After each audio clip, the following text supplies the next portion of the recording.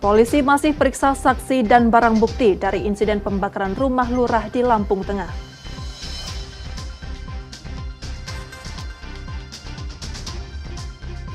Jaksa geledah kantor Pemkot Bengkulu dugaan kelebihan penggunaan anggaran.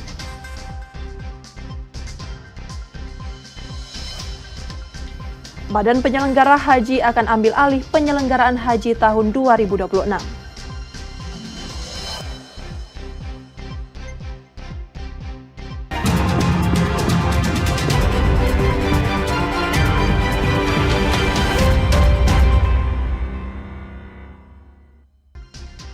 Selamat pagi saudara, apa kabar Anda hari ini? Seperti biasa kami akan membuka hari Anda dengan sejumlah laporan menarik dari Sumatera Selatan dan daerah lain di Sumatera bagian selatan.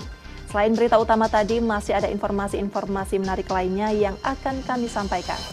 Bersama saya Rizka Silviana, inilah Kompas Sumbaksel selengkapnya di Kompas TV Independen Terpercaya.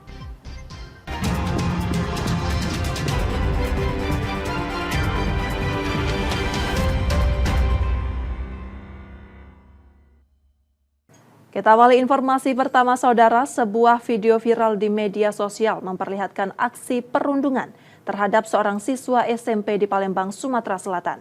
Dalam rekaman itu, korban tampak ditarik sekelompok remaja, lalu didorong hingga tercebur ke sungai. Ini merupakan rekaman perundungan yang menimpa seorang siswa SMP, TR, 13 tahun di Palembang, Sumatera Selatan, yang belakangan viral di media sosial. Dalam video tersebut, terlihat korban ditarik oleh sekelompok remaja, lalu didorong hingga tercebur ke sungai. Saat jatuh, ia tampak sakitan dan kesulitan berdiri. Ironisnya, tak satu pun dari mereka yang menolong, korban justru menjadi tontonan. Ia akhirnya naik ke daratan seorang diri. TR diketahui mengidap asma, dan insiden itu membuatnya sempat kesulitan bernapas. Peristiwa ini terjadi pada Minggu 18 Mei 2025 sore lalu, di area jembatan Jalan Terusan Kelurahan 15 Ulu, seberang Ulu 1 Palembang. Menurut keterangan keluarga, saat kejadian TR baru saja pulang dari latihan menari di rumah temannya. Dalam perjalanan pulang, ia melintasi lokasi kejadian dan bertemu para pelaku. Tanpa banyak kata, korban ditarik lalu diceburkan ke sungai. Tidak terima dengan kejadian tersebut, sang nenek langsung melaporkan peristiwa itu ke Polrestabes Palembang. Rame-rame, ditarik sana, tarik sini, aku yang nangis tuh. Pas dia kejebur macam itu, nak bangun tuh Saro, terus duduk kedinginan, mana gini asma juga. Kenal sama yang pelaku itu? Tidak kenal, jauh dari tempat kami. Kami kan di Majapahit, jadi sakit mak dadanya, dia dihitung tahu ke kawannya tuh, yang pakai suri itu. Jadi kaki juga yang luka, kaki sakit. Polisi telah menerima laporan dan saat ini masih mendalami kasus tersebut. Yudi Kiswanto, Kompas TV, Palembang, Sumatera Selatan.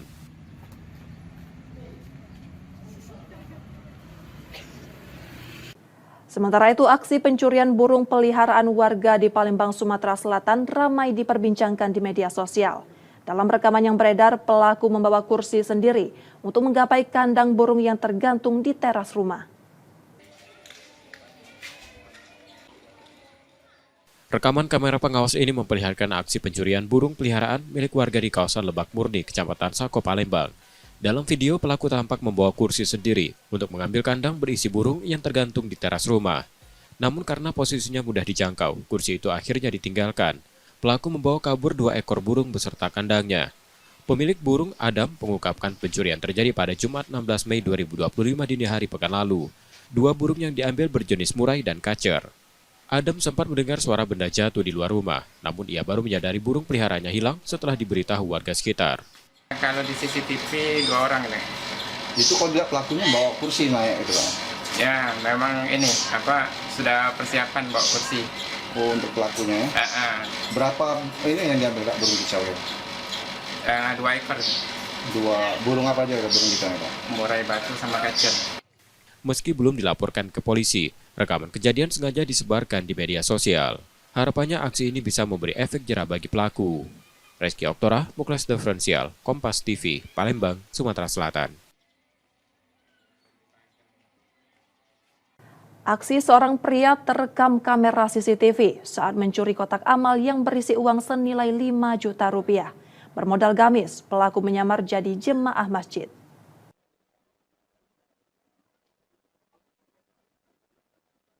Bukan untuk sholat, seorang pria berpakaian gamis justru mencuri uang dalam kotak amal di Masjid Al-Jahfar Sahma Palembang. Aksi tak terpuji itu terekam kamera pengawas.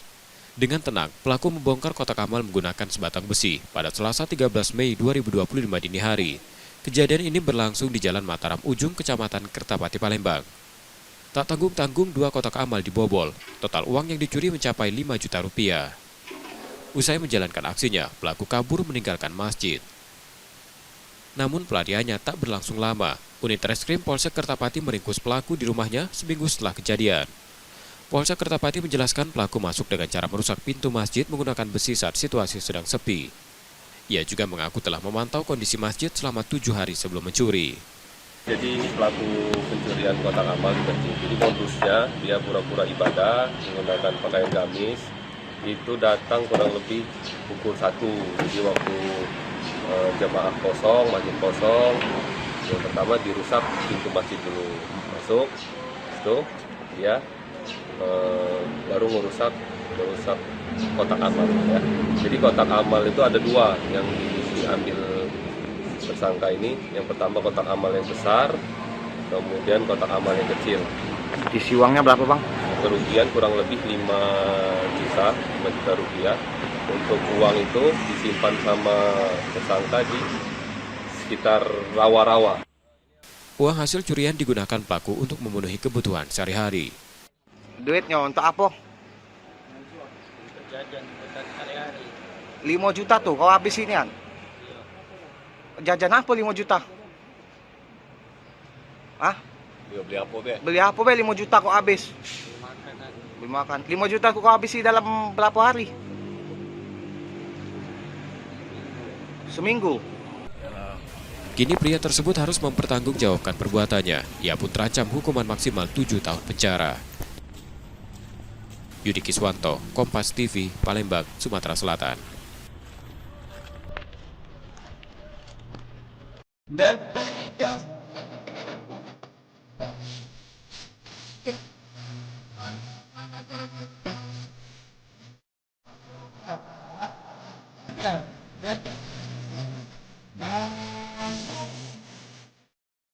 Kita beralih ke informasi seputar ibadah haji, saudara.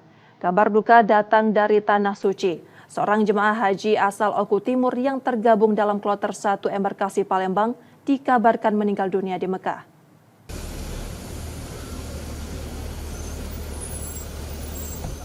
Kabar duka datang dari Tanah Suci. Seorang jemaah haji asal Oku Timur, Sugito, yang tergabung dalam kloter 1 embarkasi Palembang dilaporkan meninggal dunia di Mekah.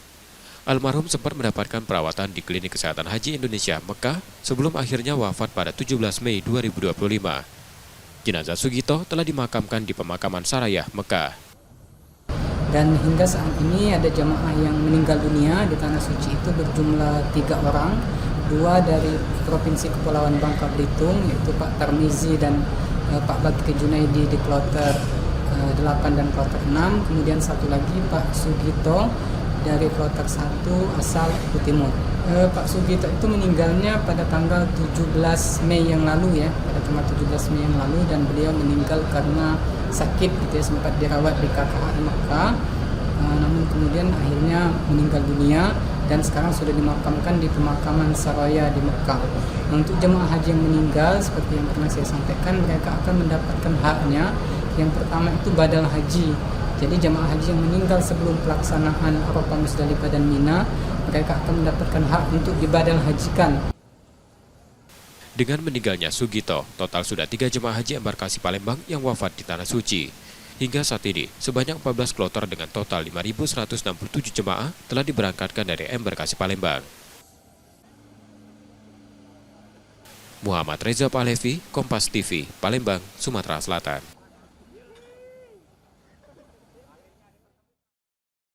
Sementara itu, saudara, mulai tahun 2026, Badan Penyelenggara Haji akan mengambil alih pengelolaan ibadah haji dari Kementerian Agama. Langkah ini diambil untuk meningkatkan pelayanan sekaligus memberantas praktik kartel, korupsi, dan manipulasi dalam penyelenggaraan haji.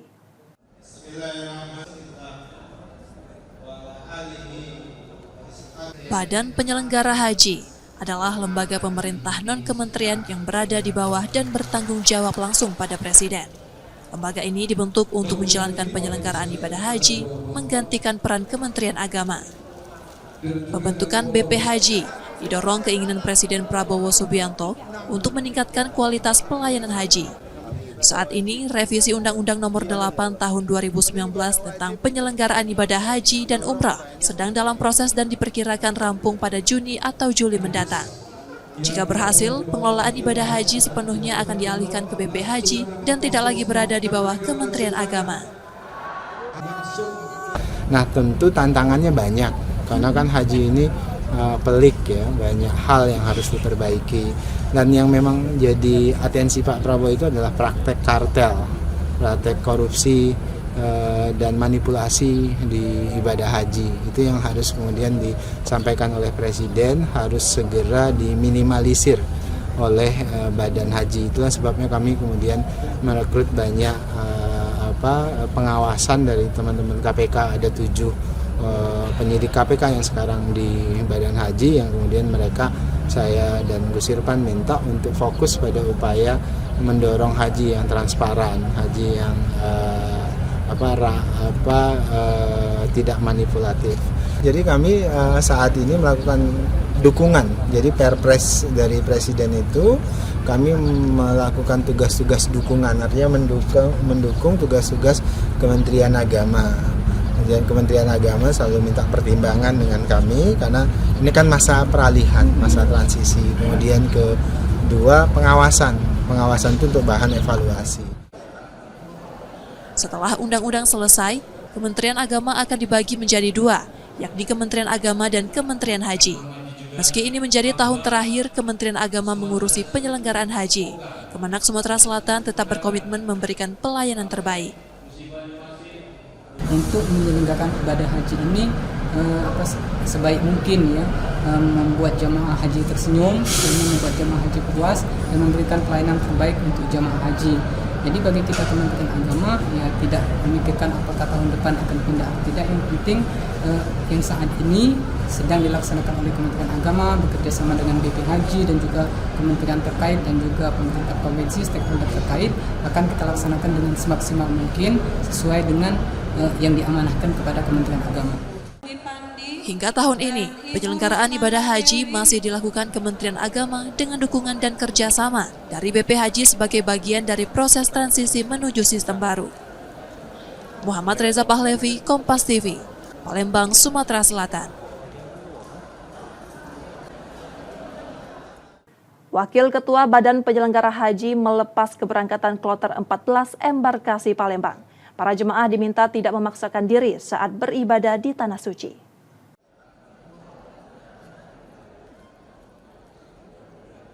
Wakil Ketua Badan Penyelenggara Haji Dahnil Azhar Simanjuntak berkunjung ke Asrama Haji Palembang. Didampingi anggota DPR RI dari daerah pemilihan Sumatera Selatan, kunjungan ini dilakukan untuk melepas keberangkatan jemaah haji kloter 14 embarkasi Palembang sekaligus meninjau fasilitas asrama.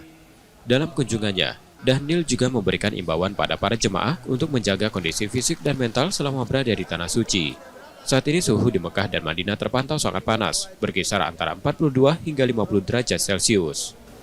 Dan alhamdulillah kan Sumatera Selatan tidak banyak obstacle ya, tidak banyak hambatan, semuanya lancar dan mudah-mudahan tetap lancar sampai dengan kloter terakhir di Sumatera Selatan 22 kloter. Nah memang sekaligus saya mengingatkan jamaah haji di Sumatera Selatan memang karena sangat panas ya, cuaca itu 42 sampai dengan hampir bahkan nanti di puncak bisa 50-an dan itu bisa bukan cuma kelelahan fisik tapi bisa kelelahan mental. Banyak kasus yang stres karena bakal 40 hari di sana. Oleh sebab itulah peran-peran pembimbing ibadah sangat dibutuhkan supaya jangan memaksakan diri karena banyak yang jamaah kita itu punya kecenderungan memaksakan diri. Makanya itu yang selalu saya ingatkan. Selain melepas keberangkatan jemaah, kunjungan ini juga dimanfaatkan untuk mensosialisasikan kebijakan baru. Mulai tahun 2026, penyelenggaraan ibadah haji akan berada di bawah kendali Badan Penyelenggara Haji, menggantikan peran Kementerian Agama yang sebelumnya mengelola secara penuh. Muhammad Reza Pahlevi, Kompas TV, Palembang, Sumatera Selatan.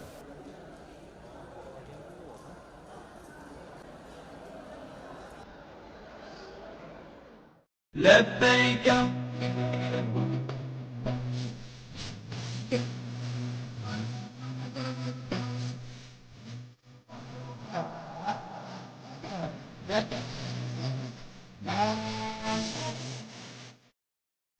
Saudara, setelah jeda kami masih akan kembali dengan informasi dan sorotan menarik lainnya.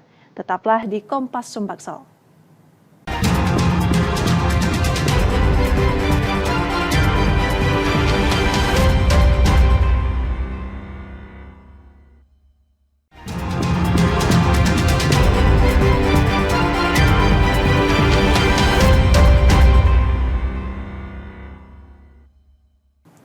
Saudara, terima kasih Anda masih menyaksikan Kompas Sumbaksel. Saatnya kita akan melihat sorotan dari daerah di Sumatera bagian selatan. Berikut laporan dari Bengkulu dan Lampung. Awalnya penggeledahan dilakukan penyidik pidana khusus Kejati di kantor Sekretariat Pemerintah Kota Bengkulu, lalu dilanjutkan di kantor BPKAD. Setelah itu penyidik kembali menggeledah salah satu kantor pusat perbelanjaan. Dari serangkaian penggeledahan tersebut, sejumlah dokumen penting dan komputer disita. Penggeledahan ini dalam upaya pengusutan dugaan kebocoran pendapatan asli daerah atas berdirinya pusat perbelanjaan di tanah milik Pemkot Bengkulu. Sudah berhasil mendapatkan beberapa dokumen yang kami dapatkan terkait dengan Megamall. Ada upaya paksa penggeledahan untuk di kantor sini. Nanti berlanjut lagi ke tempat lain. Di ruang mana aja tadi Bang ini Bang? Ada beberapa. Pokoknya di kantor inilah kalau spesifik. Bagian apa ya Pak? Ada lah di kantor. Pak, lokasi lain Mas Dono selain ini? Di Megamall sana. Di kantor Megamall. Berapa berkas Pak di sita Pak? Ini segini, yang lainnya masih. Sementara itu Pemkot Bengkulu memastikan mendukung penuh pengusutan yang dilakukan kejaksaan. Ya, selaku warga negara yang baik, kami tentu mendukung penegakan hukum. Dan kita berpraduga tak bersalah, dan kami juga berkeinginan Megamall itu sehat, PTM juga sehat, sehingga bisa memberikan PAD bagi Kota Bengkulu. Oke, selama ini tidak ada PAD masuk kan?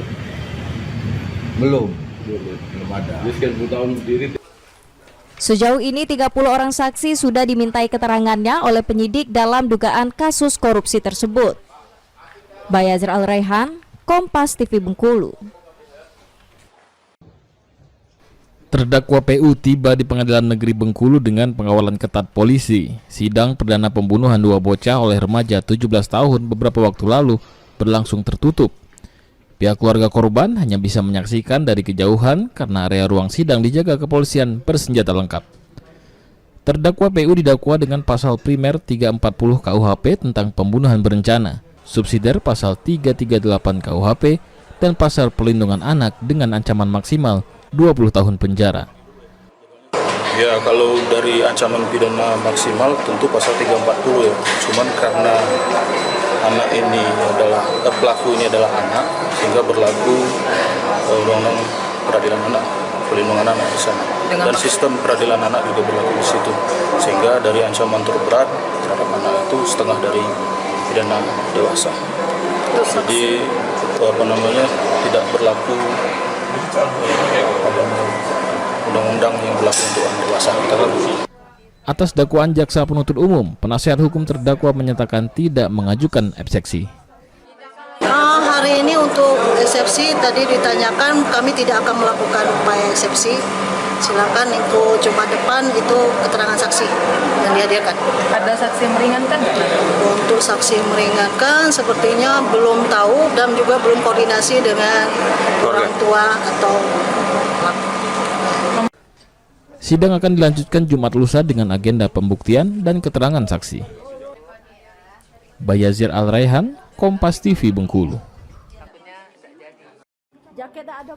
2 orang jemaah haji yang meninggal dunia, yakni Saidun Basirun berusia 76 tahun asal Kabupaten Bengkulu Selatan dan Syahrul Hadi 69 tahun asal Kabupaten Lebong.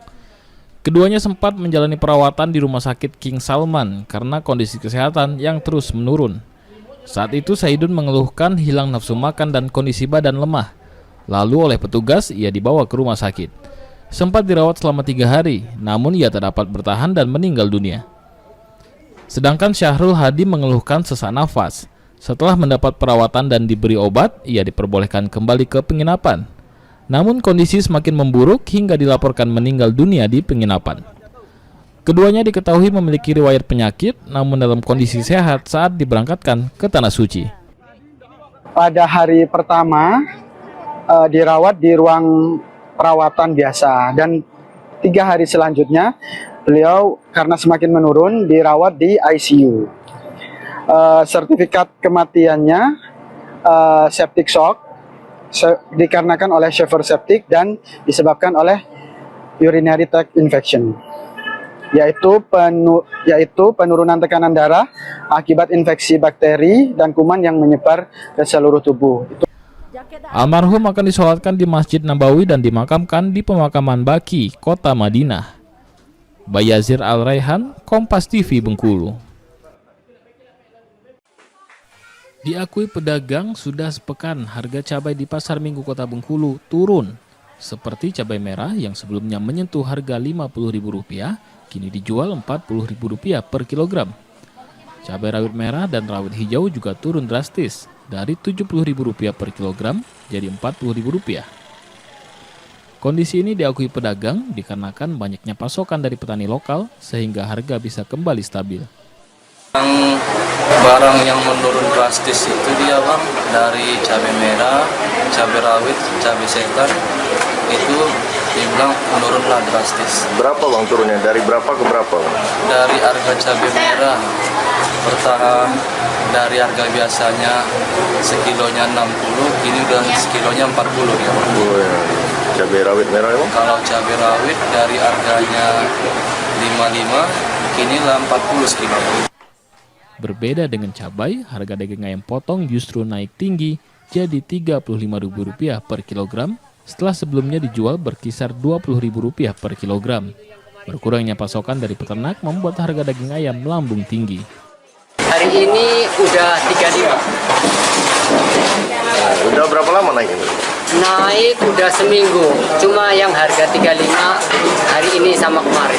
Oh, bertahap naiknya? Bertahap naiknya. Mas sebelumnya sampai berapa turunnya Pak? Turun kalau ayam lokal ini Bengkulu punya 26. Kalau yang ukuran besar dari Lampung itu satu kilonya 18.000. Menurut pedagang, harga bahan pokok dan bumbu dapur masih akan naik mendekati Hari Raya Idul Adha mendatang.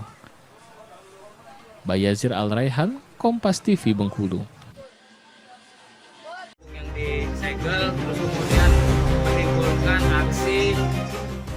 Ratusan warga Kampung Gunung Agung, Kecamatan Terusan Nunyai, Kabupaten Lampung Tengah, Lampung, membakar rumah hingga kendaraan milik seorang lurah atau kepala kampung bernama Sukardi pada Sabtu 17 Mei lalu.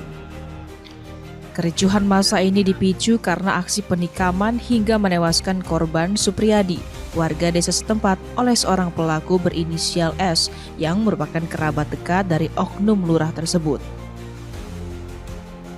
Diketahui penikaman dilakukan pelaku lantaran sebelumnya sempat cekcok dengan korban akibat postingan di media sosial yang menyinggung soal dugaan penyelewengan bantuan sosial berupa beras yang diduga dilakukan oleh Lurah Gunung Agung Sukardi. Kabar kematian korban dan dugaan korupsi bansos yang sudah lama dicurigai ini memicu kemarahan massa hingga langsung mendatangi rumah Lurah Sukardi dan membakarnya. Ya mungkin karena yang korupsi itu bansos itu mungkin itu salah. Mungkin orang kurang itulah kayaknya ya kayak gitu ada orang nggak terima ya. Karena korban ini posting di medsos terkait ya, mungkin kayak gitu penyelewengan bansos itu ya bang. Mungkinan kayak gitu di leher kiri sini satu, udah itu di dadanya satu, dua luka tikam. Ya. Satuan dari Polres Lampung Tengah langsung turun ke lokasi kejadian demi meredam emosi massa dan melakukan penjagaan guna mengantisipasi serangan yang terjadi kembali. Saat ini pelaku penikaman sudah ditangkap polisi, sementara keluarga Lurah Sukardi sudah dievakuasi ke tempat yang lebih aman. Roma Friyaidam, Kompas TV, Lampung.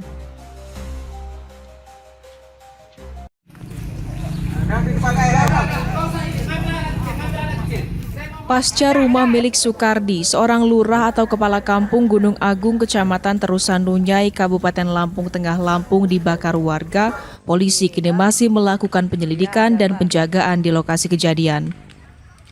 Akibat peristiwa ini, seluruh ruangan hingga beberapa kendaraan ludes terbakar.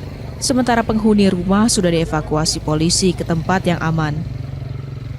Diketahui kericuhan massa ini dipicu karena aksi penikaman hingga menewaskan korban Supriyadi, warga desa setempat, oleh seorang pelaku berinisial S yang merupakan kerabat dekat dari oknum lurah tersebut. Pelaku menikam korban setelah sempat cekcok lantaran tidak terima dengan postingan di media sosial soal dugaan penyelewengan bantuan sosial berupa beras yang dilakukan oleh Lurah Gunung Agung Sukardi. Saat ini polisi telah menangkap pelaku penikaman berinisial S, sementara korban penikaman sudah dimakamkan oleh pihak keluarga. Sejauh ini kami tetap melakukan penyelidikan dan akan kami tuntaskan hal ini untuk memastikan siapa-siapa pelaku yang atau oknum yang bersalah. Untuk tersangka pembunuhan itu sudah 1 orang kita amankan, saat ini masih dalam proses pemeriksaan. Alhamdulillah saksi-saksi sudah kita himpun dan barang bukti juga sudah kita kumpulkan. Saat ini Polres Lampung Tengah masih melakukan penyelidikan dengan mengumpulkan keterangan saksi dan barang bukti guna menetapkan tersangka dalam peristiwa pembakaran rumah milik Lurah Gunung Agung. Roma Friyaidam, Kompas TV, Lampung.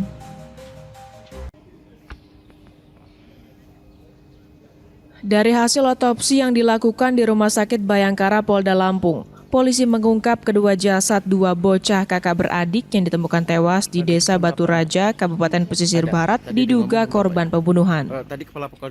Dari tubuh kedua korban ditemukan banyak bekas luka parah, diduga kuat akibat sabetan senjata tajam hingga benturan benda tumpul. Dari hasil olah TKP, polisi juga menemukan senjata tajam jenis parang yang melekat di tubuh korban. Selain itu, 5 orang saksi sudah diperiksa, diantaranya tetangga, keluarga, dan warga yang turut menemukan korban. Itu untuk sementara hasil otopsinya ditemukan bahwa di bagian kepala, tangan, dan juga di bagian tubuh yang lain ada bekas luka yang diduga bahwa itu adalah luka akibat senjata tajam, dan juga ada bekas lebam-lebam yang diduga juga menggunakan senjata atau menggunakan benda. Hingga saat ini Polres Pesisir Barat bersama Polda Lampung masih melakukan penyelidikan guna mengungkap motif dan menangkap pelaku pembunuhan. Roma Friyaidam, Kompas TV, Lampung. Demikian tadi saudara sorotan dari Bengkulu dan Lampung. Setelah jeda kami masih akan kembali dengan informasi menarik lainnya. Tetaplah di Kompas Sumbaksel.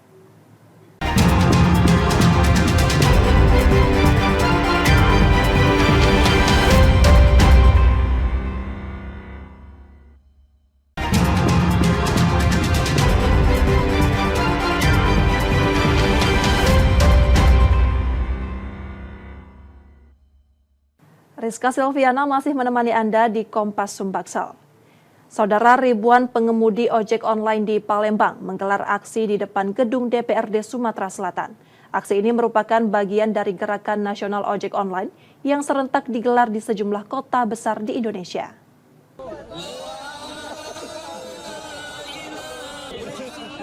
Sebagai bagian dari gerakan nasional ojek online yang digelar serentak pada 20 Mei 2025, sekitar 5.000 pengemudi ojek online di Palembang turun ke jalan.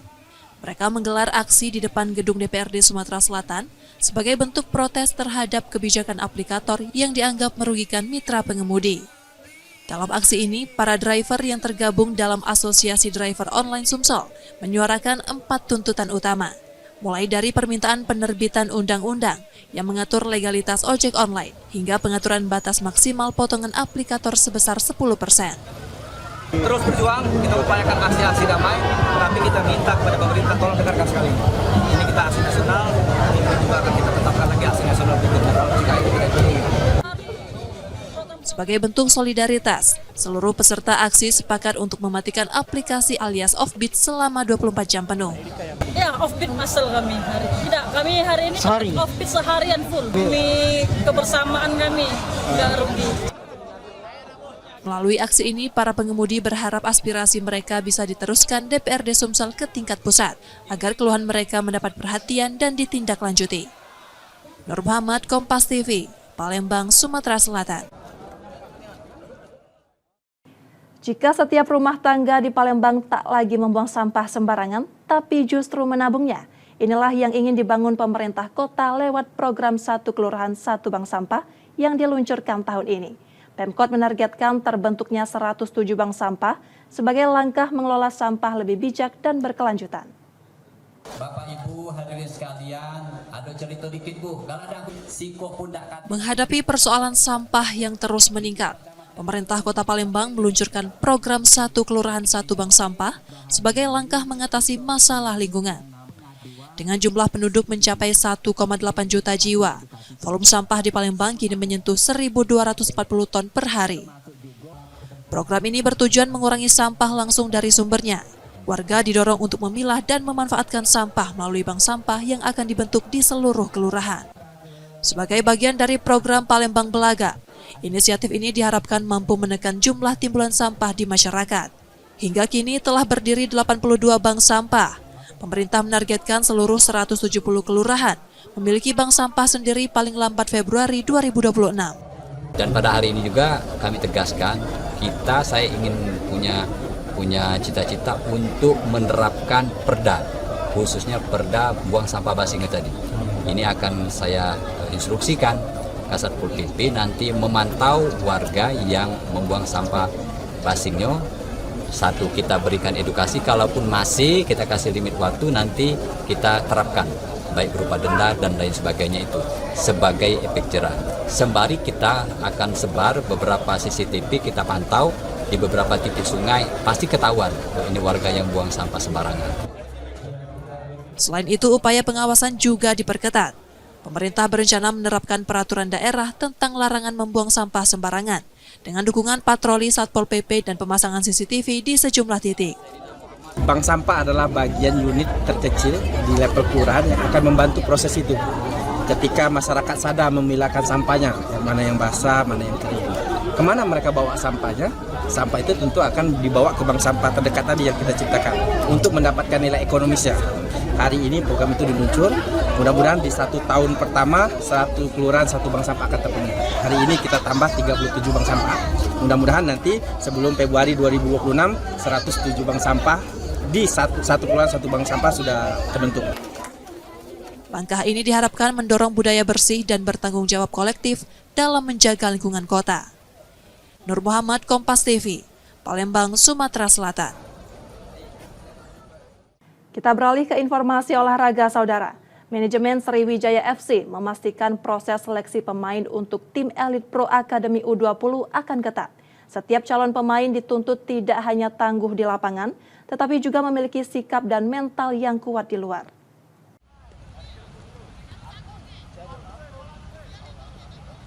Proses seleksi pemain untuk tim elit Pro Akademi Sriwijaya FC U20 terus berlanjut. Tim pencari bakat SFC kini tengah memantau perkembangan 69 pemain yang sebelumnya lolos pada tahap awal. Saat ini para pemain tersebut masih menjalani seleksi tahap kedua.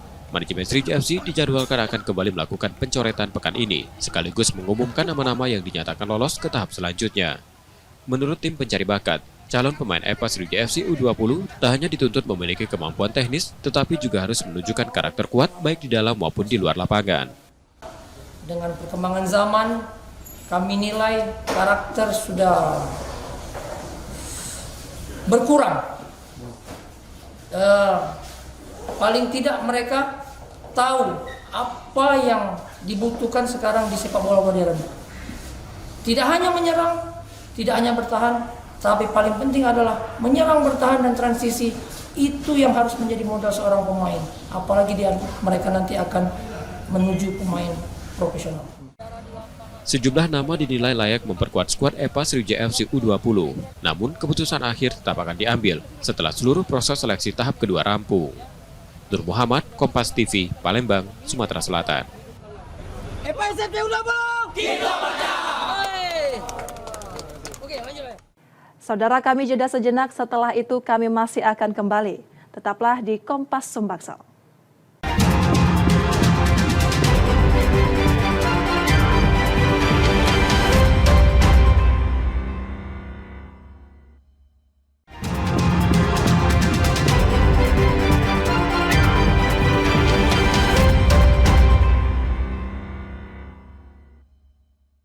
Saudara, terima kasih Anda masih menyaksikan Kompas Sumbaksel.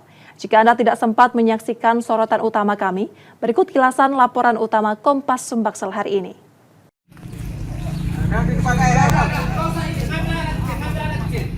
Pasca rumah milik Sukardi, seorang lurah atau kepala kampung Gunung Agung, Kecamatan Terusan Nunyai, Kabupaten Lampung Tengah, Lampung dibakar warga, polisi kini masih melakukan penyelidikan dan penjagaan di lokasi kejadian.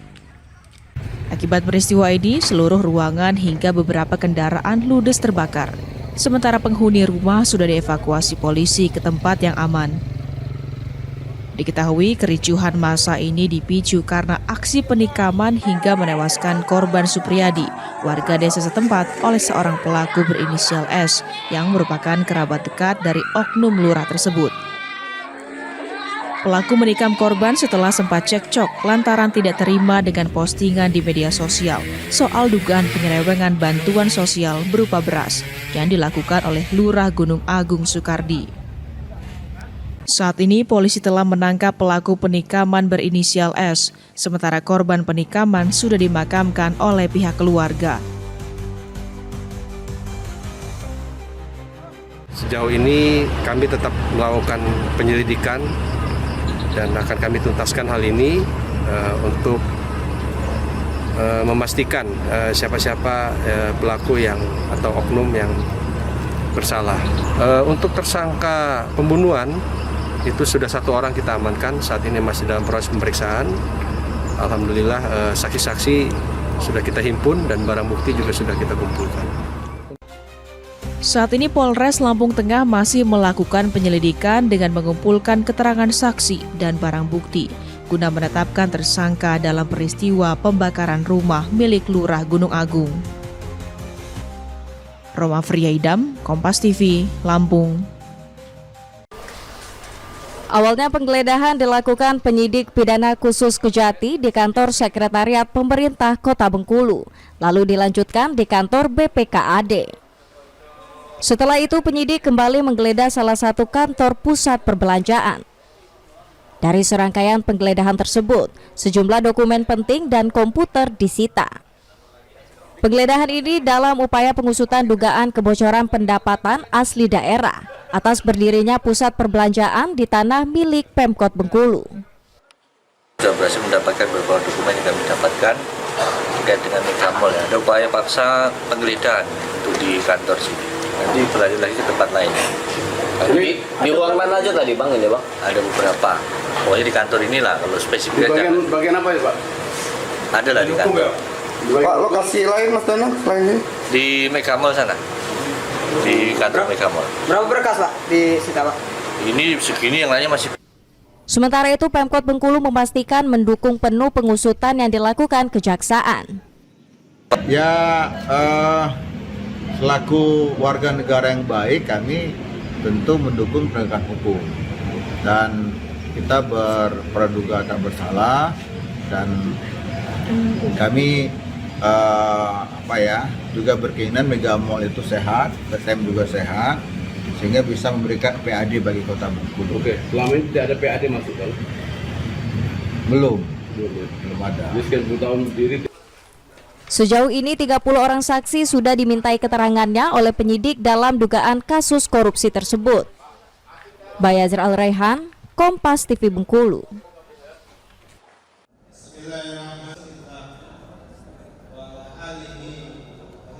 Badan Penyelenggara Haji adalah lembaga pemerintah non-kementerian yang berada di bawah dan bertanggung jawab langsung pada Presiden.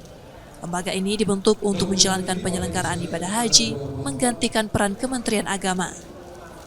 Pembentukan BP Haji didorong keinginan Presiden Prabowo Subianto untuk meningkatkan kualitas pelayanan haji. Saat ini, revisi Undang-Undang Nomor 8 Tahun 2019 tentang penyelenggaraan ibadah haji dan umrah sedang dalam proses dan diperkirakan rampung pada Juni atau Juli mendatang. Jika berhasil, pengelolaan ibadah haji sepenuhnya akan dialihkan ke BP Haji dan tidak lagi berada di bawah Kementerian Agama.